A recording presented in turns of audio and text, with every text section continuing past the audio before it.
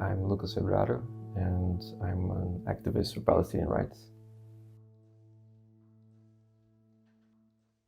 It's hard to pinpoint something specific. On the one hand, you have the decades-long oppression of the Palestinian people for the better part of a century now. Their land is being stolen, they're being massacred, they're being ethnically cleansed. And the fact that this is being done with our taxes, essentially, with the support of the governments in Europe, of the United States, first and foremost. On the other hand, it also connects with one of the most horrible crimes ever perpetrated by Western nations, the Holocaust, but also how the memory of this horrible crime in Germany is being used to justify all of that. I think it's very difficult not to find yourself very involved and very enraged at the injustice, basically.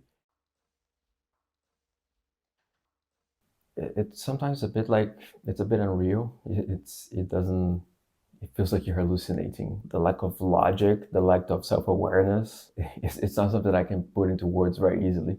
At the end of the day, it's basically overt racism. Since October, there's a lot of pent-up racism against Muslims, against Arabs, against Palestinians in particular, of course, that was always simmering under the surface in German society, especially among German elites, the mainstream media, politicians, that they knew better than to express openly. Since October, they've basically realized that they have carte blanche to express that very freely.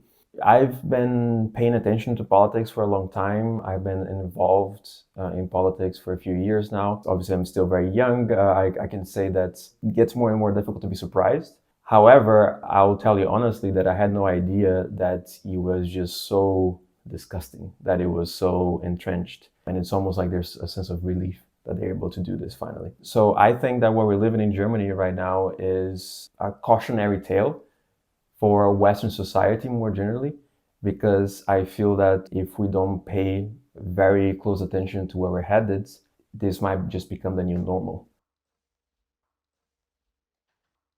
I guess essentially I'm a communicator. That's how my involvement in politics began, essentially. On a more direct personal level, it is my activity on social media, I guess. The fact that I make videos, like you said, commenting on political events. Also because of my position, which is somewhat privileged, I was never someone that had to fear losing their job or losing their residence status over speaking out politically. It is our responsibility to be active and to not be afraid to speak out, because if we're afraid to speak out, then everyone else will be as well, because there's a lot of people here with a lot to say that should be heard. But unfortunately, they're not able to do it because they fear, for good reason, repercussions.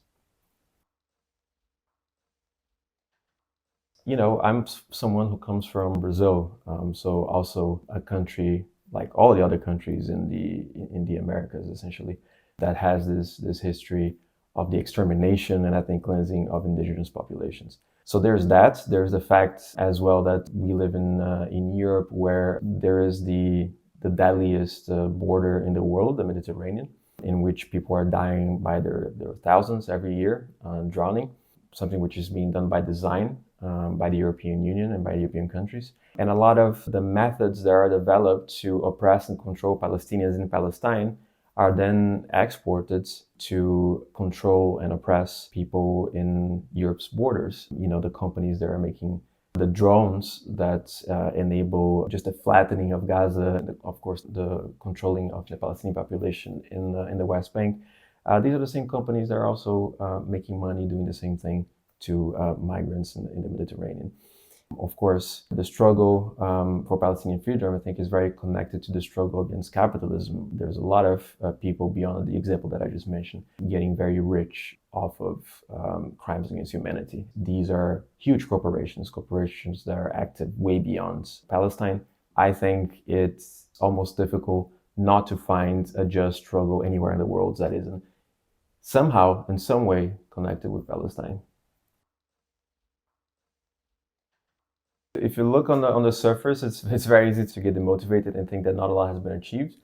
However, I do think that a lot has been achieved. You had to remember, if you were in Berlin back in October, there was a blanket ban on pro-Palestine demonstrations. I mean, you just couldn't believe it that people were getting bombed to smithereens in Palestine, and you couldn't even go out on the streets wearing a keffiyeh. You know, they banned that as well.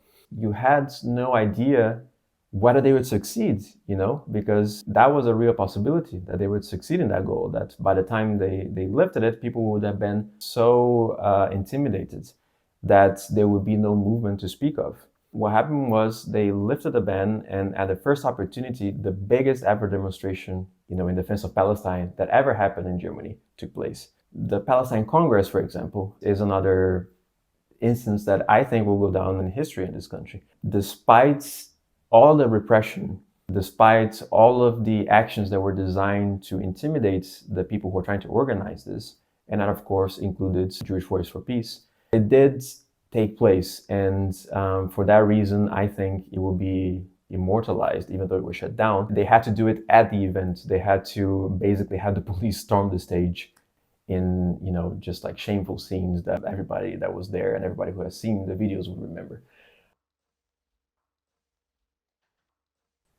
The fact that we're still here, the fact that we're, you know, people are still on the streets. Look at the movement of encampments at universities that spreads literally around the world, from Asia to the US to South America. The fact that I think people are way more aware now, not only the current ongoing Gaza genocide, but of the history of oppression by Israel of Palestinians. The fact that they're more aware about the ways in which their governments and the companies in their countries are complicit with that. We've even managed to hurt the bottom line of huge corporations, which is an extremely difficult thing to do with just grassroots consumer boycotts. The fact that the Israeli economy, in a lot of ways, is in extremely bad shape as a result of pressure on investors and on companies to end their complicity and not to invest in an apartheid genocidal state. There are many reasons to be hopeful. And if you ever lose that hope, then I would recommend that you look at historic examples as well. Look at apartheid South Africa. And there, in a sense, it was also darkest before dawn. There was a lot of intensification of the crimes that are being committed by the apartheid regime as they got more and more desperate and closer to their end. It was the pressure by the indigenous population in South Africa, in combination with global pressure by activists and by common people for companies and governments to end their complicity with that government, that eventually managed to bring down that regime, something that we take for granted now, but for people, you know, just a few years before it happened, it was something that was unthinkable. So I have no doubt that one day we will all be able to say that Palestine is free. Don't think about individual action. Think about collective action. Think about how you as an individual can add to a collective struggle. So if you think about BDS, for example, BDS is not a list that you take to the supermarket for companies that you're not supposed to buy. It's not a movement of advocating for certain individual choices. The key thing is really meaningful change is achieved collectively. Go to the BDS website and take a look at where the active campaigns against companies that are being targeted by BDS for their complicity. I'm sure that you can find other people who are active on these campaigns, other organizations who are active. And that, of course, extends to whatever else. Wherever you live in the world, there's a very good chance that people are out on the streets every week, if not almost every day, demanding an end to the genocides. There are so many people who are extremely passionate about this. Don't think that whatever you can do is very little. It's by, you know, it's with millions of people giving very little that we're going to be able to get somewhere.